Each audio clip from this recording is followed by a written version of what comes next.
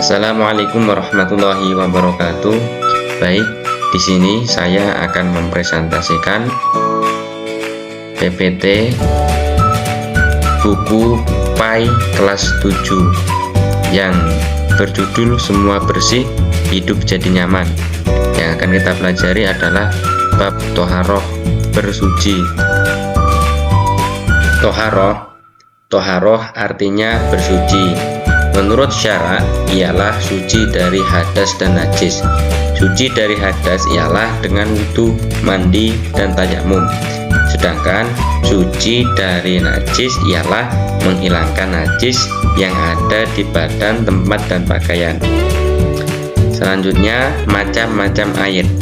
Air yang dapat digunakan untuk bersuci adalah air yang suci dan mensucikan, yaitu pertama air hujan, kedua air sumur, ketiga air laut, keempat air sungai, kelima air telaga, keenam air embun, dan terakhir yaitu air salju.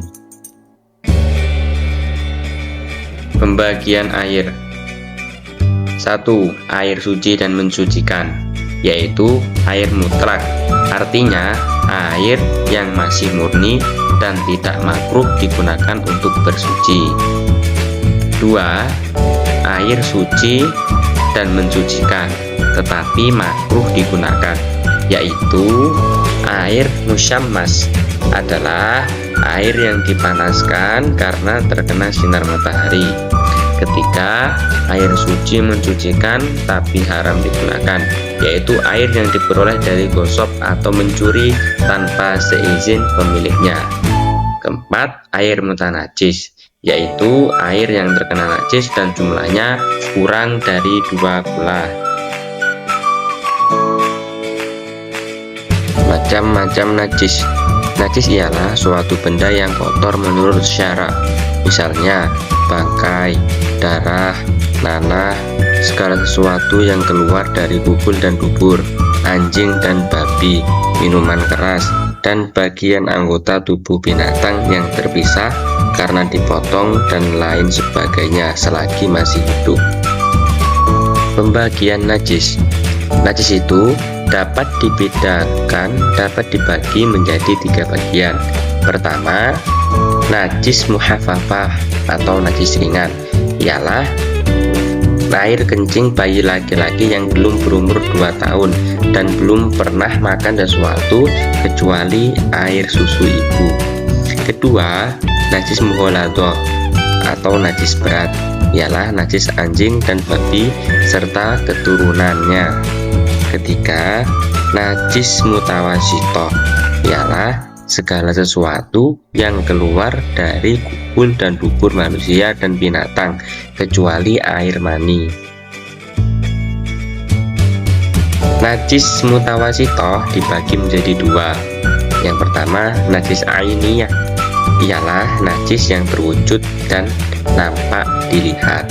Kedua, najis hukmiyah, ialah najis yang tidak kelihatan bendanya, seperti bekas kencing atau arak yang sudah kering dan sebagainya.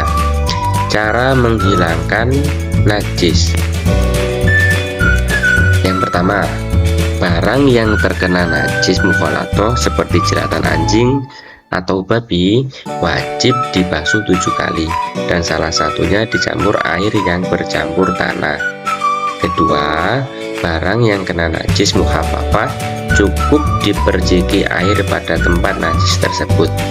Ketiga, barang yang terkena najis mutawasitoh dapat disucikan dengan cara dibasuh sekali asal sifat najisnya seperti warna, bau, dan rasanya hilang.